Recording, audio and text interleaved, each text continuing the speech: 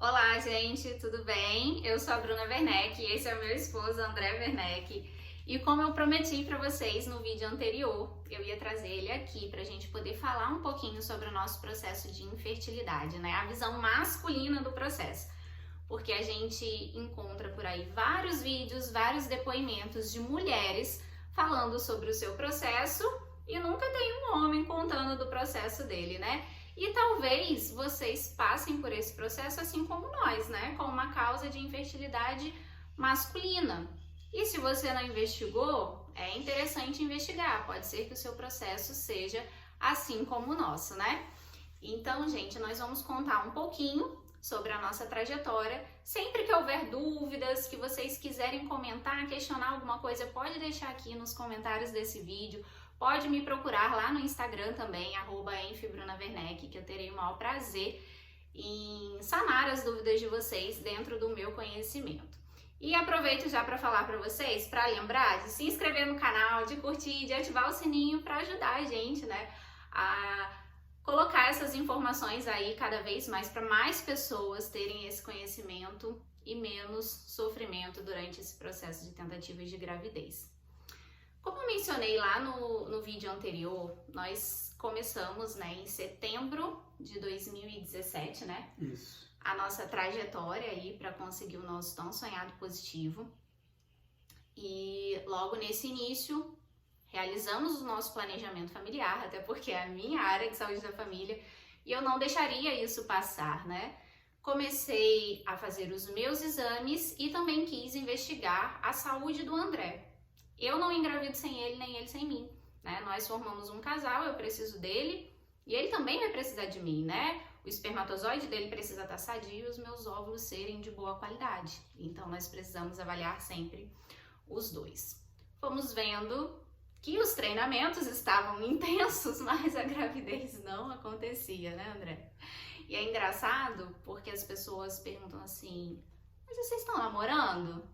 Bem provável que vocês já tenham ouvido isso, né, linda? Não, a gente não fica não. A gente não namora, não. A gente tenta engravidar aí do nada, né? E, infelizmente, são perguntas que rodeiam aí o meio dos casais tentantes. Isso não foi algo que incomodou a gente durante essa trajetória. E agora, né, como casais, nós estamos incluídos aí nesse grupo de casais tentantes novamente, também não é algo que hoje está nos incomodando, mas pode ser que incomode vocês, né? Então, eu gosto sempre de deixar claro que não é só namorar, né? Quem dera que se fosse só namorar, não teríamos tantos casais tentantes por aí. O positivo chegaria com muita facilidade. Vimos que não estava dando certo, exames do André tudo ok, meus exames tudo ok. Pode ser o tempo de anticoncepcional que eu usei, né? 10 anos, meu corpo às vezes não tá adequado. E aí o que a gente pensa? O que eu acabei de falar aqui, o meu corpo não deve estar adequado. Todo mundo sempre pensa que o problema de fertilidade é da mulher, né? Pelo fato da mulher gerar, pelo fato da mulher parir. Então, é natural as pessoas pensarem que o problema é feminino, né? Mas, apesar de ser natural pensar assim, não é o que acontece na grande maioria das vezes. O primeiro exame que o André fez, né, que é o de praxe para todos os homens, foi o espermograma, né?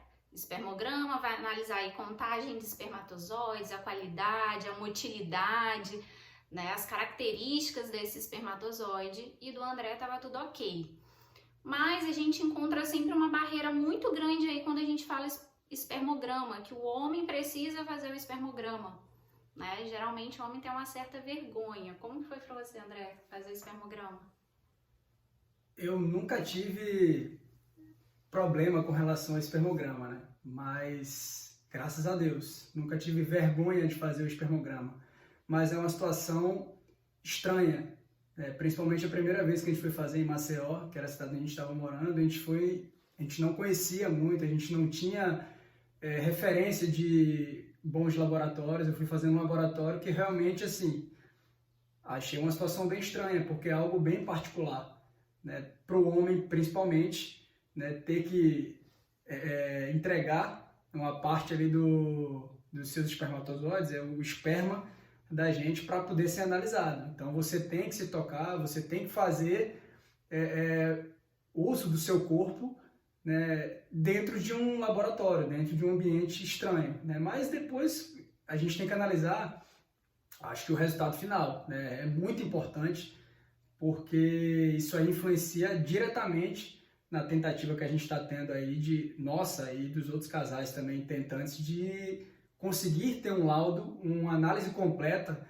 né, da situação do casal, né? E foi importantíssimo porque a gente conseguiu verificar que eu realmente tinha um problema. Não foi no primeiro espermograma, porque realmente, como a gente não conhecia, não tinha uma referência, esse laboratório não era de uma qualidade muito boa, não tinha um resultado completo, né? Depois, com o tempo, com a experiência e também com as orientações, a gente conseguiu, né, ter um resultado realmente importante que verificou que eu tinha um problema, né, com relação aos meus espermatozoides. Mas respondendo completamente a pergunta, né, eu já estava tão ambientado em ir para o laboratório fazer o espermograma que o médico já até me conhecia, né?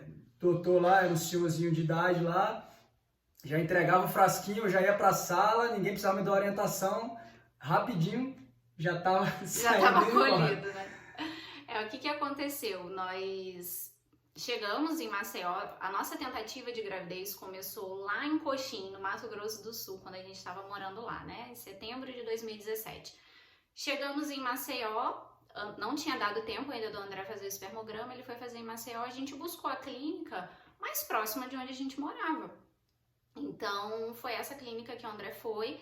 Ele voltou até um pouco assustado, ele falou, ai, Bruna, estranho, não sei, né? Todo mundo aí, acredito que imagina como é colhido, né, o espermograma, mas para quem não sabe, é no método tradicional, masturbação. Então... Pô, me queimou já, né? Você achou que o povo não ia saber disso, né?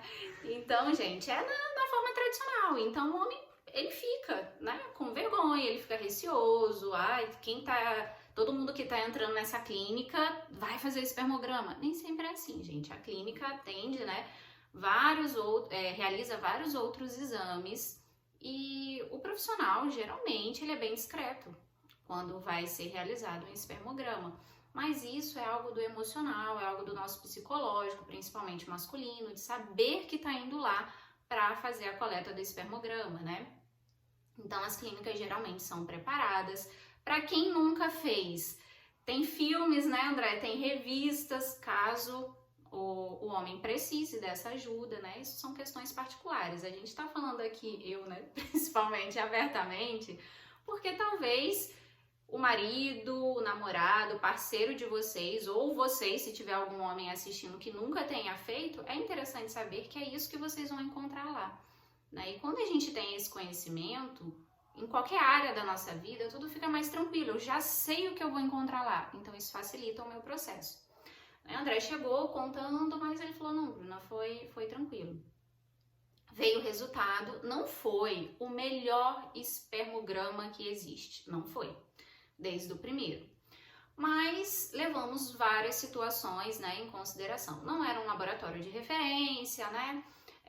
André estava muito nervoso, será que isso poderia ter influenciado, né? E aí, com a médica que já me acompanhava, né, especialista em reprodução humana, depois de um ano de tentativas, né, que eu fui para ela, ela falou, não, acho importante repetir esse exame em um outro laboratório, que a gente tenha um pouco mais de confiança para ver como que vai manter isso aí. E aí, André foi pela segunda vez em um outro laboratório fazer a coleta, né, do espermograma.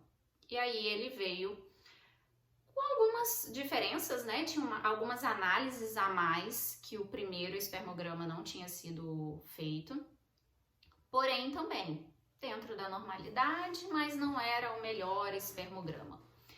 E aí investiga daqui, investiga dali, André, tudo certo, e ela falou, olha, a minha médica, né, ele precisa passar pelo urologista, vamos ter um laudo do urologista também, vamos ver a opinião dele em relação ao exame do André. E aí a nossa experiência também não foi boa com o urologista. E o que eu acho importante falar disso pra vocês é que se a experiência de vocês não tá legal, não tenham medo, troquem de profissionais. Mesmo que tenha que refazer alguns exames, né? Porque eu converso com muitos casais tentantes e eles falam, não, mas eu já fiz tudo isso. né? Aí eu vou em outro médico, vai pedir tudo, mas às vezes é importante. E isso foi um fator decisivo pra gente, né, André?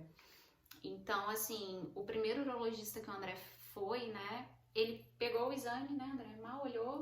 Eu ainda perguntei, não tem que fazer um exame físico, não tem que olhar o André, examinar, né, o órgão genital do André?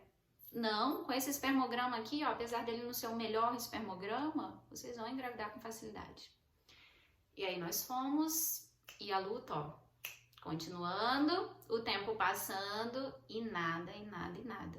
E eu já tinha me revirado do avesso, fazendo exames, e não achava nenhuma alteração. E eu falei, não é possível.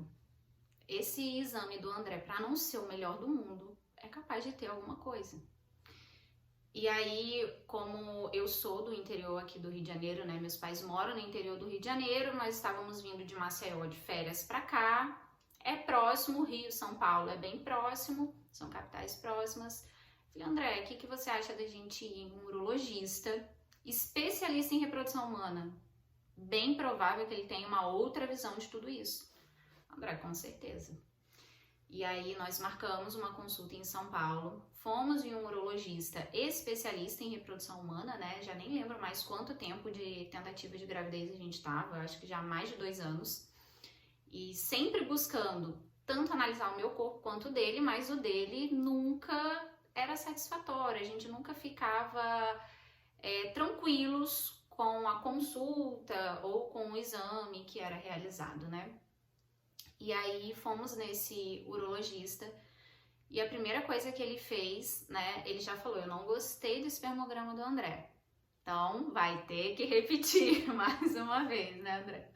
Por isso que o André falou que já era conhecido do laboratório, de tantas vezes que ele precisou ir lá. E na mesma hora ele falou, eu preciso te analisar. Você se importa de abaixar a sua cueca? Ele falou bem assim, bem educado, né? Com uma abordagem muito humana, bem respeitosa, mas foi exatamente isso que ele quis dizer.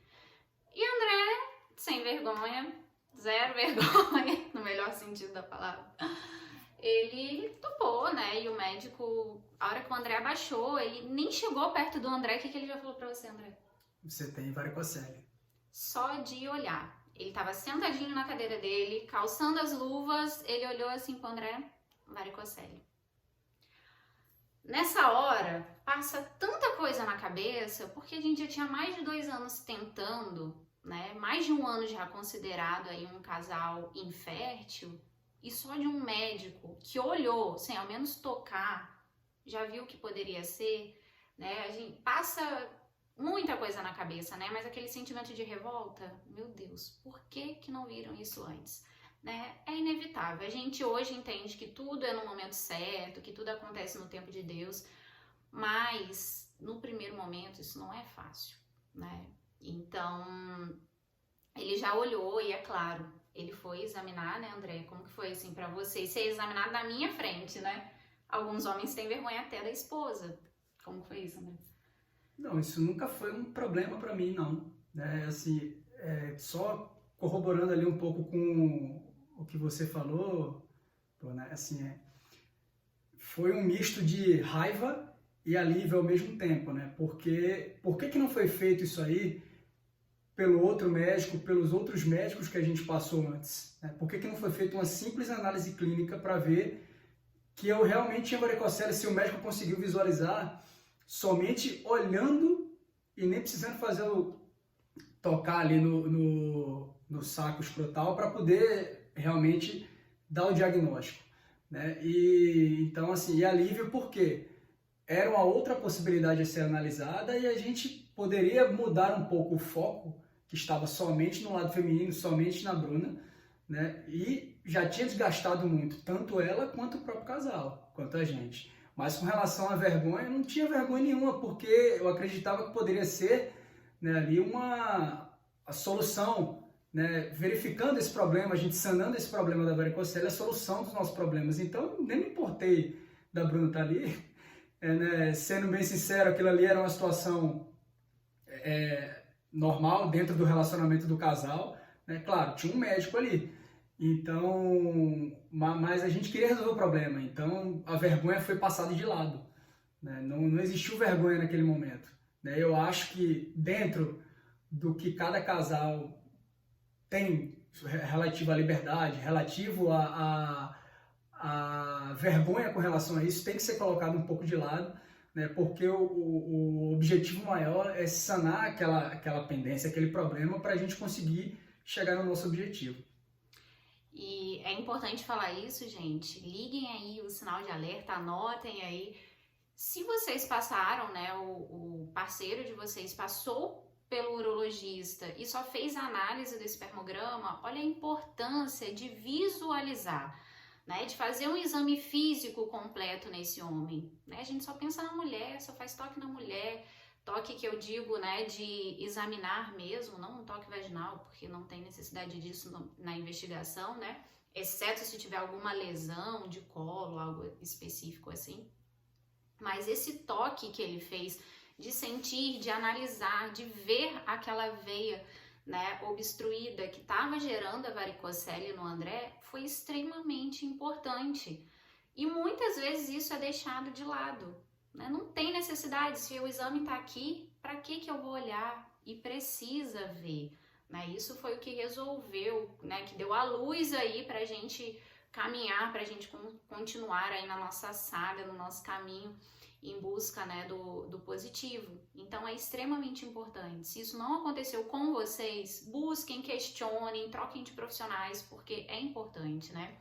E é claro, ele não deu o diagnóstico só olhando e só tocando, né, ali os testículos do André. Ele passou uma série de exames, né?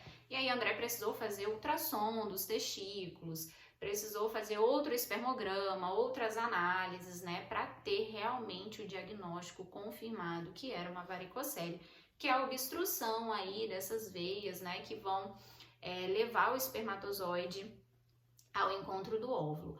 Algo importante que eu sempre falo em relação assim à varicocele, apesar de ter caminhos obstruídos do espermatozoide não conseguir chegar ali para poder encontrar com o óvulo, gente, isso não é um problema, né, de ereção, porque muitos homens têm medo, né, de descobrir algo, a hora que vê assim varicocele, já liga ereção, já liga masculinidade, não tem nada a ver, nada.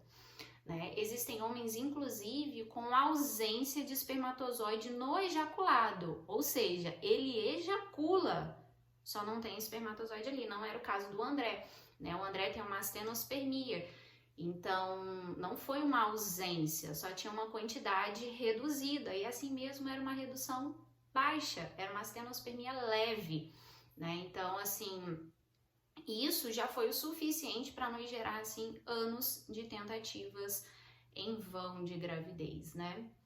E aí, quando a gente saiu da consulta, nós saímos leves, né, lindo?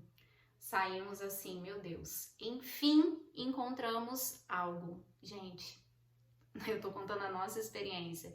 O interessante é não encontrar nada, né? O interessante é vocês estarem saudáveis para poder gerar. Mas depois de muito tempo buscando, de fazendo exames, eu tenho pilhas de exames, né? Então, André também. Então, depois de tanto tempo, foi um alívio pra gente saber que tinha algo. Então, agora a gente vai focar no tratamento dessa varicocele, né? André fez todos os cuidados que foi orientado, né? Nós realizamos aí esses cuidados, nós buscamos melhorias, né, na qualidade do espermatozoide do André. E busquem sempre orientação com um profissional que acompanha vocês, terapias alternativas também. O André fez uso, né, dos fitoterápicos também para poder ajudar. E aí teve, claro, mais espermograma depois mesmo do diagnóstico, e a qualidade do espermatozoide do André estava sim melhor, né? Não aumentou a quantidade, mas a qualidade já estava melhorada. Então a gente viu que todos esses cuidados foram essenciais, né, para o nosso processo, até que chegou, né, na nossa consulta de retorno, com todos os exames, e o médico deu duas opções pra gente, né, André, que foi a cirurgia ou um processo de fertilização in vitro.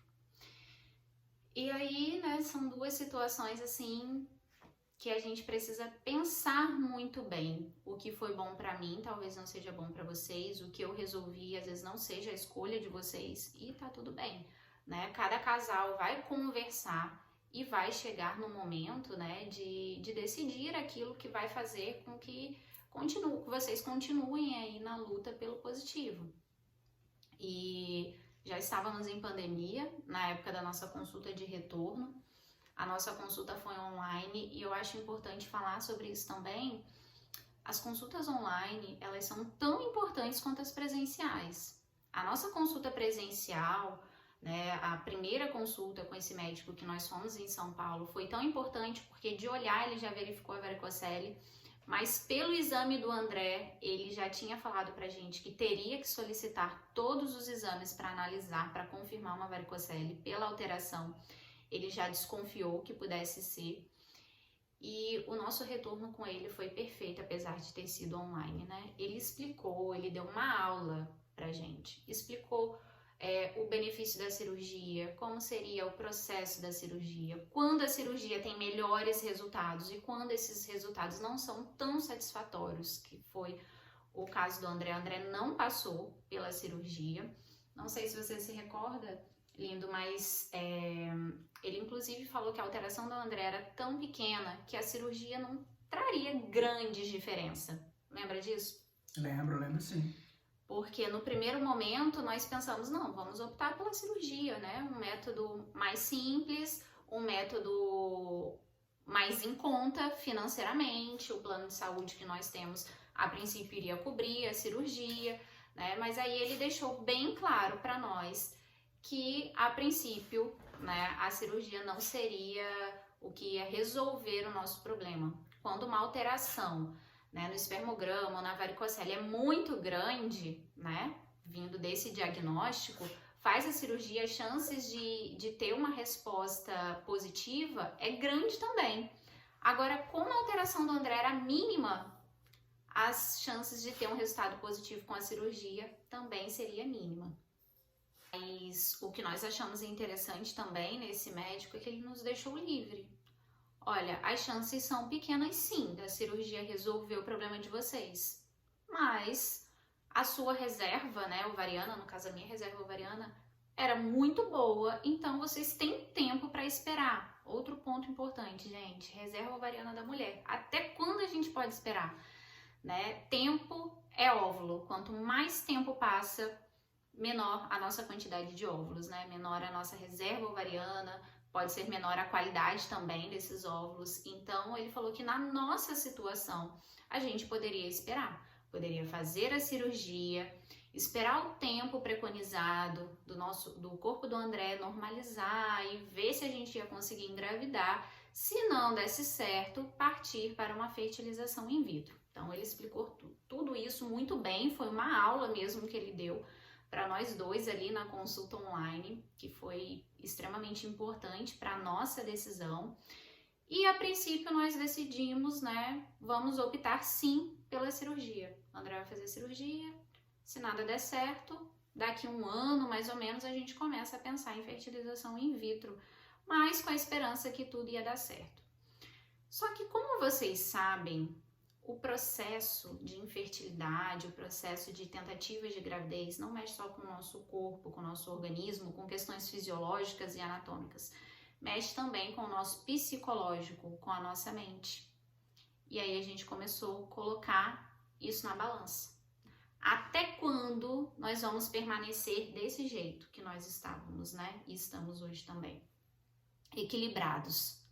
Aguardando aí o tempo do nosso positivo. Tá confortável? Eu sei, eu tenho exemplos muito próximos de mim do que a infertilidade dentro de uma vida conjugal pode fazer, né? Não é fácil. Isso tudo que a gente está contando aqui, até com uma certa naturalidade para vocês, pelo menos tentando passar isso, foi exatamente a forma que a gente viveu. Foi natural. Teve momentos difíceis? Com certeza. Né? O primeiro exame do André que ele viu que não deu assim legal, que não foi um exame legal, ele ficou desesperado, ele não gostou, né? Apesar dele ter tido assim facilidade na realização do exame, ele não gostou. Depois, tudo isso foi melhorando, a gente foi entendendo, né? A gente foi amadurecendo essa ideia e nos amadurecendo também dentro do processo de infertilidade. Mas a gente sabe que nem sempre é assim. Tem muitos casais aí em crises por conta de um processo de infertilidade, um culpando o outro. A culpa nunca existiu aqui, graças a Deus, né? Eu nunca culpei André depois que eu soube, e ele nunca me culpou antes de saber que a princípio o diagnóstico principal ali da infertilidade era dele. Isso nunca aconteceu, mas isso acontece demais, talvez seja até o caso de vocês, né? Mas tenham paciência, eu sempre falo que a infertilidade não é dele, a infertilidade é nossa, né? Já falei inclusive aqui, eu não vou engravidar sem ele, nem ele sem mim, a não ser que a gente opte por outros caminhos. Mas dentro da nossa vida conjugal, a gente não consegue um sem o outro. Então a infertilidade é do casal. Eu acho que a gente tem até que analisar um pouco com relação a essa parte da culpa, né? E também a parte do homem, da gente não aceitar, quando o problema é nosso, que o problema, quando é do homem, a análise ela é muito mais direta. A análise ela é mais simples do que a análise da mulher, porque a mulher existem vários fatores a serem analisados, né, para se gerar uma infertilidade. Né? Muitas vezes a gente demora muito e até hoje a gente não encontrou nenhum problema, né, que fosse diretamente relacionado à Bruna com relação à infertilidade. E com relação ao homem, existe um único caminho da infertilidade, que é a infertilidade relacionada ao órgão genital masculino. Né? Então, ali é principalmente a varicocele. Existem outras variações, mas o tratamento é mais simples. Né? Não, a gente não pode falar que é mais rápido, porque isso aí depende também de vários fatores. Mas é mais simples a análise e a análise, o diagnóstico e a solução do problema do que o problema feminino.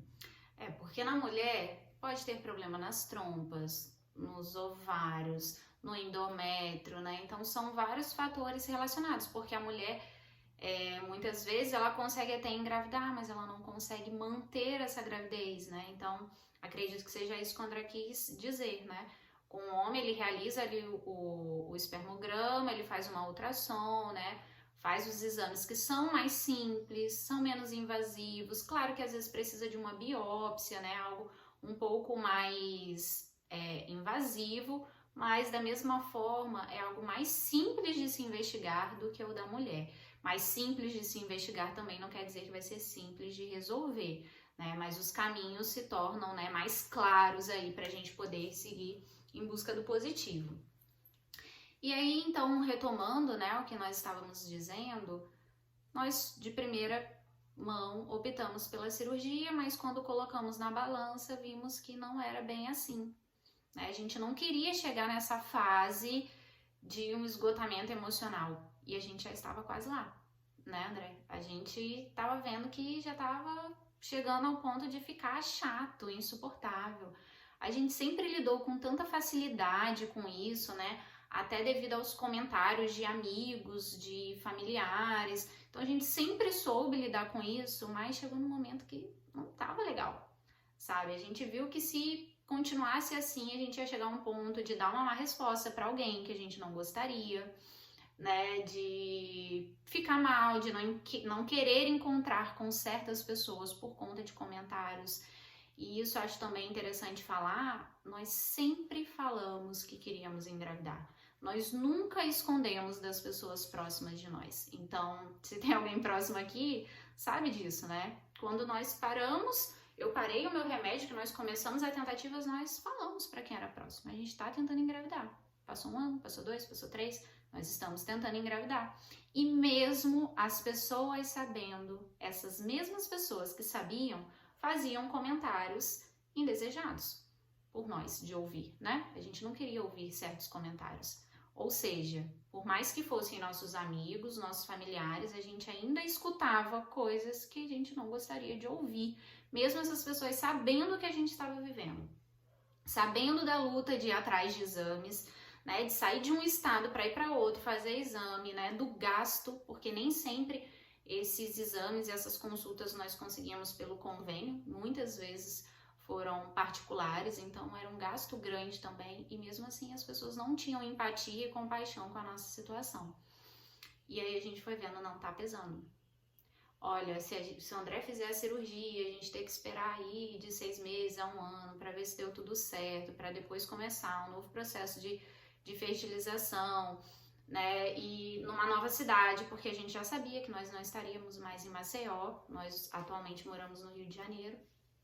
Então, buscar outro profissional em Maceió, graças a Deus a gente deu certo de primeira com a nossa médica. E aí não tem jeito, né? Eu tinha um acompanhamento muito bom com ela, até eu encontrar outra nesse nível. Poderia ser um processo mais longo também, que poderia atrasar aí o nosso tão sonhado positivo, e aí tem as questões emocionais, muita coisa envolvida. André bateu o martelo, não, quer fazer a FIV? Vamos fazer a FIV.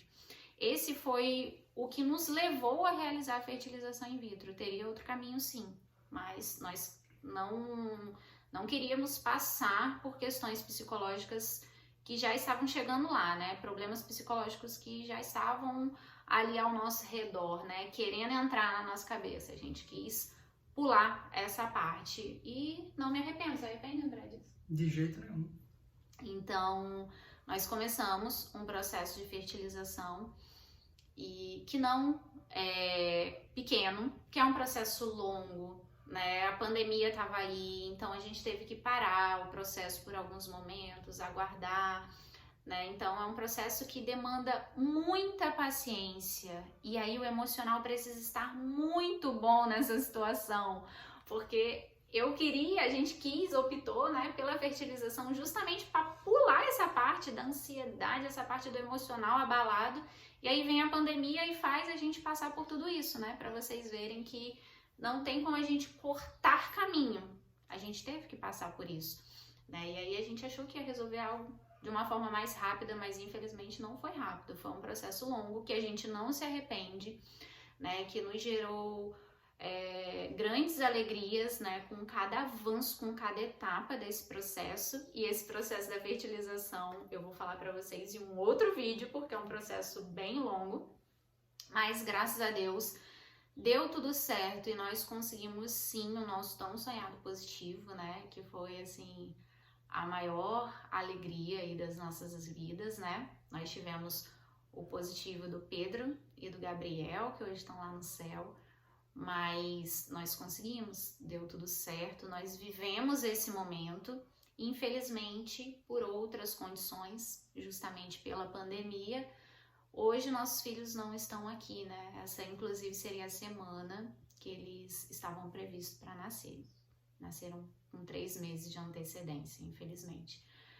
Mas é vida que segue, né? E nós continuamos aqui nessa luta, porque agora, novamente, né, linda, nós somos um casal tentante e vamos dar continuidade a tudo isso que a gente está contando para vocês, né? Existem muitas pedras no caminho, o processo não é fácil, não é simples quanto parece, né? Todo mundo pensa, engravidar, né, é só namorar. Não é só namorar, não é só relaxar, relaxa que engravida, quem dera. Né? Quantas vezes nós fizemos viagens e relaxamos, e não é assim, gente. A gente precisa relaxar sim. A ansiedade atrapalha sim, mas não é só isso, né? A gente precisa ir em busca de resolver os nossos problemas para aí sim a gente conseguir a nossa gravidez. E lembrando sempre, ó, de investigar aqui, ó, a parte masculina aqui, né, dessa união também, porque os problemas não são só femininos. E se você é homem, deixa essa vergonha de lado, deixa esse tabu. Isso não tem nada a ver com ereção. Isso não tem nada a ver de você ser homem ou não, né? Tentem lidar da melhor forma que vocês puderem, porque isso vai fazer bem para vocês durante esse processo, né? A ansiedade, ela atrapalha muito, né? O homem não querer realizar um exame atrapalha demais. Quantos casais a gente conhece, né, André? Que até hoje não conseguiram engravidar, mas que o homem não quer fazer exame. Porque eu não preciso, porque eu sou saudável. E não é bem assim, né? A gente não conhece exatamente o que está acontecendo dentro do nosso corpo e a gente precisa conhecer. Então, era isso que eu queria contar para vocês, né? Mostrar aqui com a experiência do André que é possível, né? O homem ser também, assim, mais tranquilo com os exames, como muitas mulheres são, né? E incentivar a vocês a investigar também o lado masculino, né, André? Investiguem, né? Como a Bruna falou, ultrapassem a barreira aí da vergonha, né? Porque isso aí ajuda muito, muito no processo, né? Como foi falado até anteriormente aí, não é culpa de ninguém, né? A responsabilidade dos dois e o sucesso também é dos dois. Então, tem que ter, dentro do possível aí do casal, né? Procurar fazer essa abertura do lado masculino, porque facilita muito, né? E assim, é a experiência nossa, o peso que foi tirado, né, da nossa consciência de não ser especificamente um problema da Bruna, da gente procurar ampliar mais nossos horizontes, e acredito que, né, boa parte por causa também desse resultado que a gente teve num problema nosso, a gente conseguiu, né, chegar dentro da nossa investigação, né, a solução da fertilização, né? Então, porque a gente ia demorar, a gente não conseguia encontrar problemas na Bruna, foi verificado um problema em mim, sendo que demoraria algum tempo até que a gente pudesse ter condições suficientes para verificar se a cirurgia da varicocele levaria a gente conseguir o nosso tão sonhado positivo. A gente não sabia se teria condições psicológicas de chegar até esse ponto. Então, assim, será que se eu não tivesse investigado, a gente chegaria nesse ponto, nessa solução? Então, foi essa possibilidade de fazer a investigação masculina que também levou a gente chegar ao nosso positivo posteriormente. Então, gente, ó, percam a vergonha, leve o marido de vocês, o parceiro de vocês, o namorado, seja quem for, para poder fazer os exames também. A saúde da mulher importa e do homem também, né? Porque só assim nós vamos ter óvulos e espermatozoides de qualidade para gerar um embrião de qualidade e essa gravidez conseguir evoluir, vocês terem aí, ó, assim como nós, bebezinho no colo, se Deus quiser, muito em breve. Então, dúvidas, mandem aqui que a gente vai respondendo vocês, viu? E não se esqueçam de se inscrever no canal, de deixar o seu like, de ativar o sininho. E semana que vem eu venho com mais um pouquinho aí pra gente contar um pouco mais sobre o nosso processo da fertilização. Beijo, gente. Tchau, tchau.